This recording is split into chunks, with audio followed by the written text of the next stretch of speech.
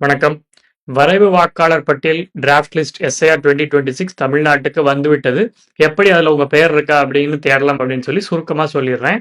வழக்கமாக நம்ம எப்பவுமே போய் தேடக்கூடிய இணையதளமான electoralsearch.eci.gov.in இந்த இணையதளத்துல போய்கிட்டு நம்மளுடைய எபிக் நம்பர் அந்த வாக்காளர் அடையாள அட்டை எண்ணை கொடுத்துட்டு இந்த கேப்சா எடுத்துட்டு சர்ச் கொடுத்தோம்னா நம்மளுடைய இப்ப இந்த வாக்காளர் பட்டியலில் இருந்தால் அந்த பெயர் கீழே வந்துவிடும். இங்க எந்த விதமான எபிக் நம்பரும் நான் போட்டு காட்டல. ஏன் காட்டலைன்னா அது வந்துட்டு வயலேஷன் ஆஃப் தி பிரைவசியா இருக்கும். அதனால இது மாதிரி பண்ணிட்டீங்க அப்படின்னு சொன்னா கீழே வரும்.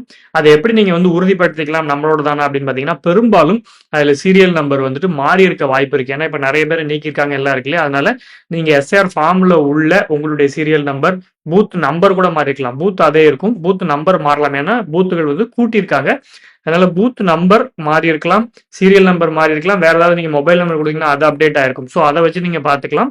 ஆனால் வாக்காளர் பட்டியல் வந்து விட்டது. அதுல உங்க பேரை இப்ப நீங்க தேடி பார்த்துக்கலாம். இல்லைன்னா எப்படி ஏஎஸ்டி லிஸ்ட் அதாவது ஆப்சன்டி இல்லாட்டி வந்து ஷிஃப்டட் டெத் இல்லாட்டி டூப்ளிகேட்ல இருக்கு அப்படின்னு பார்க்கலாம்னு சொல்றேன். அது இன்னும் முழுமையா வந்த மாதிரி தெரியல. இது வந்து உடனடியாக நீங்க பார்க்கறதுக்காக போடப்பட்ட காணொளி.